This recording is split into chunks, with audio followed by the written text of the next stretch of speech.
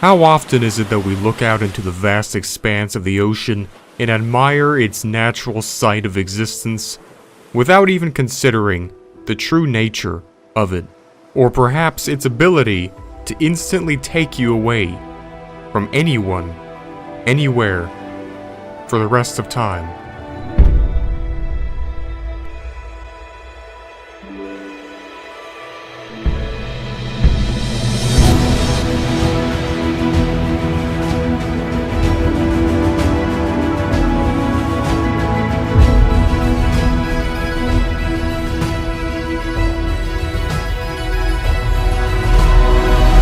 How's it going, everyone?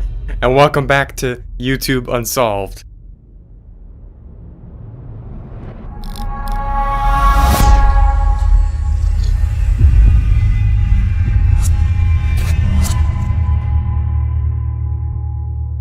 This is the first episode of the 4th season of YouTube Unsolved.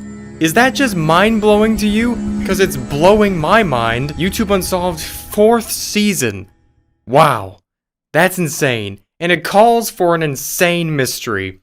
And that, my friends, is what we're going to be doing today. This is the mystery of Larry Sycamore. A very unassuming name.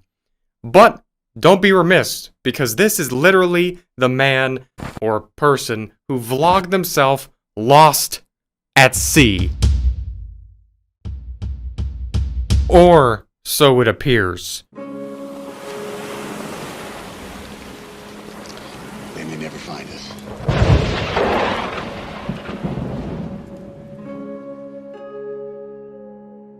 I'm so glad to welcome all of you to the 4th season. In all reality, it's been a long journey, and I feel like there is still a whole lot of room to allow more people in, because it still feels like we're just getting started.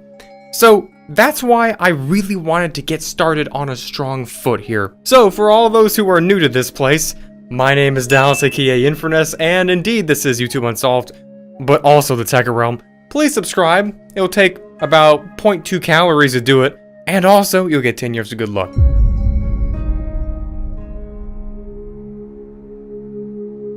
In 2016, there was a fairly normal channel going by the name of Larry Sycamore, known by his small audience for his routine fishing, hunting, and general boating activity related videos. It was quite obvious that he was pretty knowledgeable in his profession. The videos on his channel ranged from, as I said, hunting to fishing to just normal general ocean-based activities. But one day, I guess you can say, the tides turned real quick. I'm sorry. All of a sudden, on Larry Sycamore's channel, Larry, we're gonna be going by, video after video became nothing but of the uploader out in a large body of water almost every single day for 49 days. The person recording never spoke, never recorded their face in any of these situations either. Almost back to back, these all seem to be about 10 to 60 seconds segments of random activity that seems to just be on one singular boat. But we should also make it known that this has been one of the most frustratingly difficult mysteries ever on this whole series. And I'm not even joking when I say that, I'm not pulling your leg, because of just the amount of obscurity behind it. There's just so little confirmable actual content that's left behind from this channel's existence, and so many people at the same time saying that different things, that they found certain things or they saw certain things, and trying to just all bring it together here. And the fact this took place like pretty decently long ago, so it's not like we could just, you know, look at the comments or something and see what they're saying about it nowadays. But what we do have is pretty much all the screenshots that I think are available in the entire world left behind of this channel's existence. So it's gonna have to do. And thanks to the literal months of time researching this and just searching the deepest corners of this whole internet place, trying to find things about this, we were able to uncover a handful of the archived actual clips from this channel, along with one that was from his normal videos beforehand. The day everything seemed to change, with our friend going by the alias Larry, and the reason I say that will make sense later, was the day of June 16, 2016. Almost in an instant, His usual narrated and live-action sporting videos were cut short, replaced by a new unprovoked series of short clips in numerical order, starting right after the final one, DS Fishing number 33 with Basking Rod. Seems like a pretty uneventful and consequential video.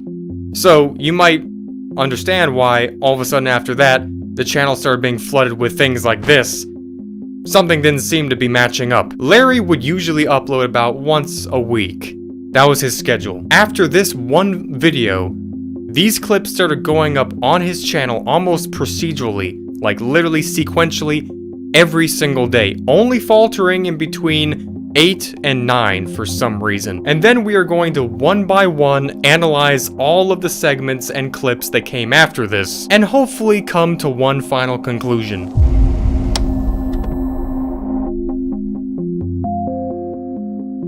As usual here on YouTube Unsolved, we're trying to come to the most based, realistic, final answer to all of these mysteries, and make them no longer unsolved. So I hope you got your sea legs, because we're going straight in with a 720 reverse tailspin into one of YouTube's greatest mysteries of all time, right now.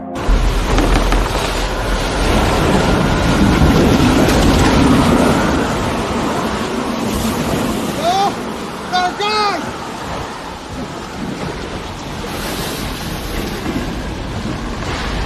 I don't know why! These are the first 3 uploads afterwards, and sadly, the first 3 of the many that we don't have. Nonetheless, we do see what the preview shows, and each one all share a similarity. No more subject in the foreground, or background in the background, just the plain ocean. 2 seems to be at night, obviously. 5 seconds long, and most likely inconsequential to our investigation. 3, we're looking back in on the day, along with 4 and the invariable 5. This is where we should get into our first confirmed clip, which is that of upload number 5, the shortest clip out of all 49.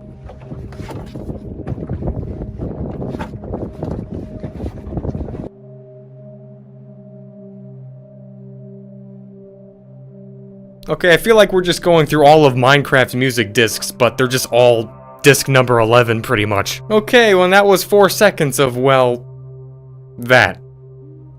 And maybe Larry's audience, even at this point, probably didn't think anything of it. Perhaps it was just a mistake of editing a bunch of chopped up clips on his channel instead of putting it into one. But it just keeps going each day. 6, 7, and 8 are next up. And we do have number 7 to show. Remember, this was uploaded just about 7 days after the last remaining normal video.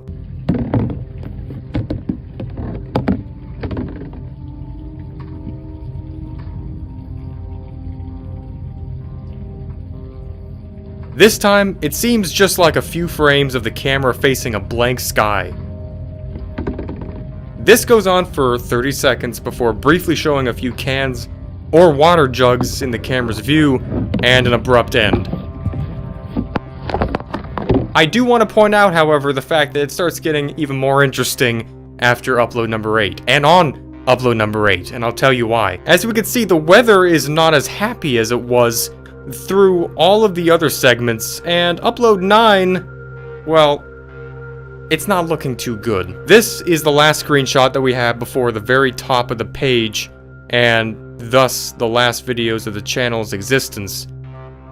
Out of these last 8 fateful short clips, we have footage of 45, 46, 47, 48, and finally 49.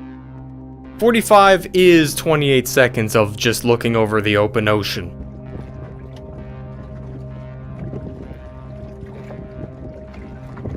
And it's very shaky footage. Briefly showing the boat itself. 46 is showing the boat deck and a whole lot of garbage on it, along with a brief look at the horizon in the distance.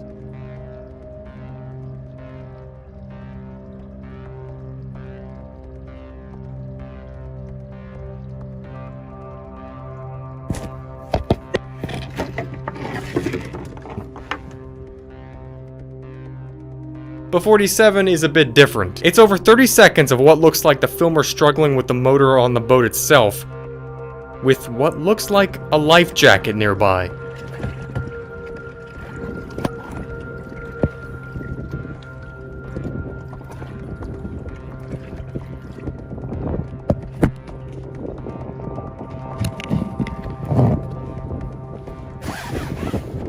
.48 is an elevated view of the horizon for about 6 seconds. And finally, 49. 17 seconds of the camera being very shakily held by the person, this time, out of all others, now floating in the water itself. No more boat in sight.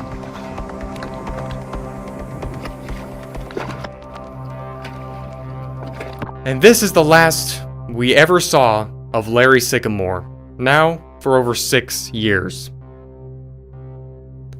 So that's delightful. So, the main question, what is this? You know what time it is.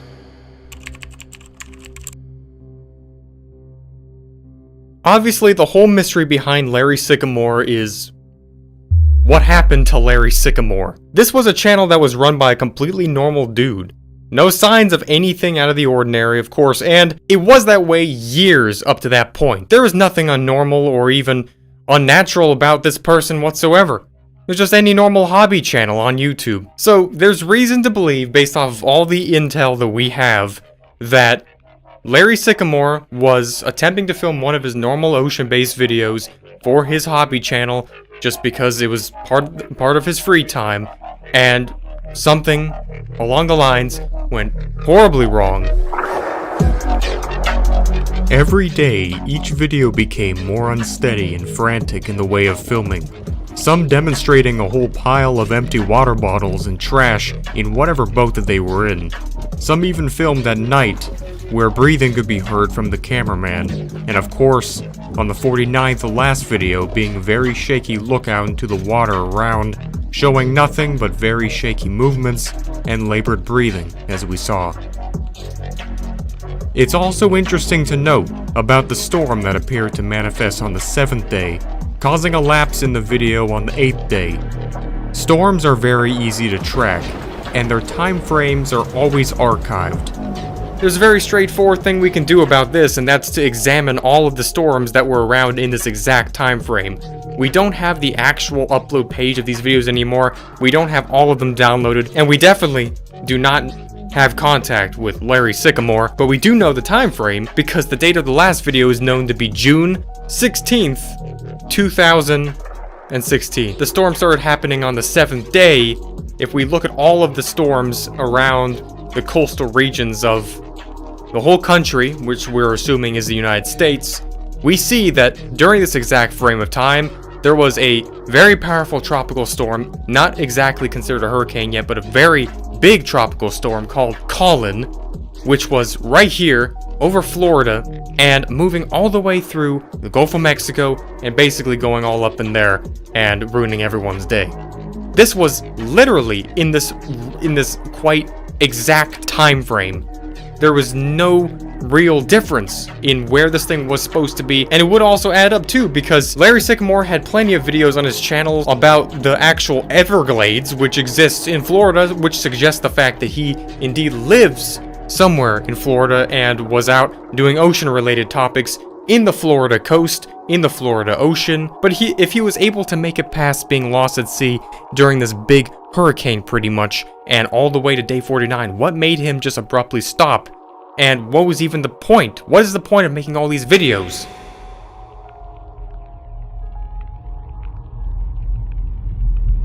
And of course we have to address the Cthulhu in the room, and that's the major problem of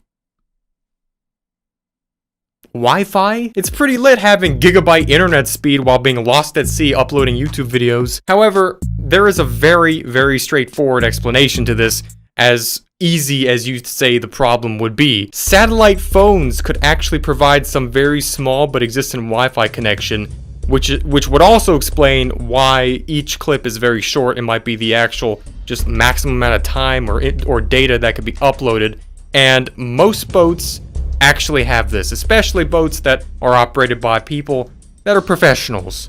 Couldn't he just radio the Coast Guard? I mean, since he had that satellite connection in the middle of a hurricane, the odds aren't really all that favorable. And Larry is obviously very interested in storms, as he made quite a handful of videos explaining storms, reviewing storm stuff, and also his profile picture was that of a storm itself, so it's not like he was unprepared. And final question, just what happened?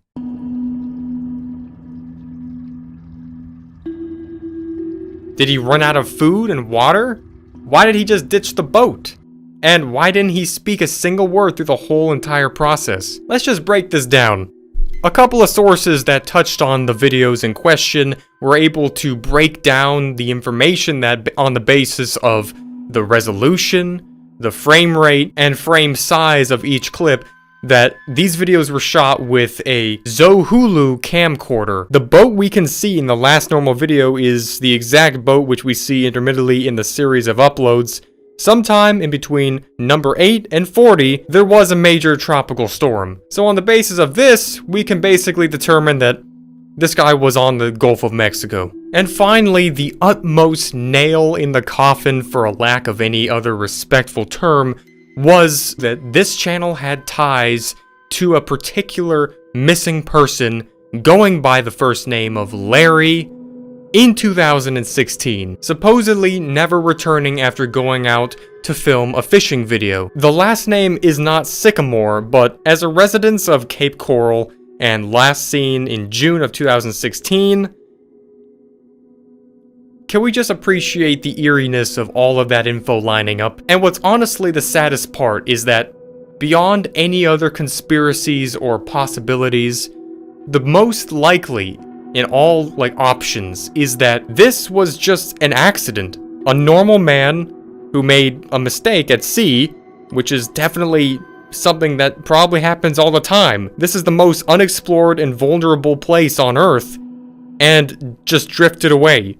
All it would have took would just be a swift change in currents, some kind of malfunctioning motor, or even just running out of gas, all immortalized for the internet to see, and then blissfully forgetting about. It's just another news headline, if it ever even was. Just imagining all of the times that this probably happened throughout history, and all the times that you also, in that case, don't even know about it.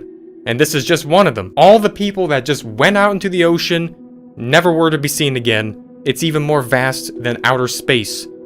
Let that sink in. There's really just two sides. One side which just really seems like none of it could have really been possible. There's just no way there's any Wi-Fi, and even if there was, why wouldn't there be any way to contact someone else, or just anyone who could help at all throughout the whole time? Why the person never spoke anything, why they never showed their face, why they never asked for help, or anything of that nature. But at the same time, why this normal person who clearly put a lot of work into this hobby channel of his, and really was passionate about the type of videos that he was making, would just suddenly just do this somehow, with no reason, and no follow-up, for nearly 6 years, and obviously indefinitely into the future. It's seemingly impossible either way. There's just no reason for this to exist. Larry Sycamore, what have you done? And if you are out there, and if this person did sadly drift away and was never seen again, we can only say that it's such a shame that none of this was archived or documented in any better way than this. After all these years, it was unbelievably hard to uncover. It was like literally trying to uncover an ancient Egyptian monument just to come up with the content and material for this episode. But with that being said, this has been YouTube Unsolved Season 4 Episode 1. And hopefully you enjoyed this. There's a whole lot more left to come. I hope one day you are found. If you are indeed not lost at sea, maybe we'll have an explanation one day as to what all this was. But indeed, this has been one of the longest running YouTube conundrums of all time. The hardest of which to document at all. Thanks for watching. My name is Dallas, aka Infernus. Until the next time, you better stay tuned, because we're just getting started. Goodbye.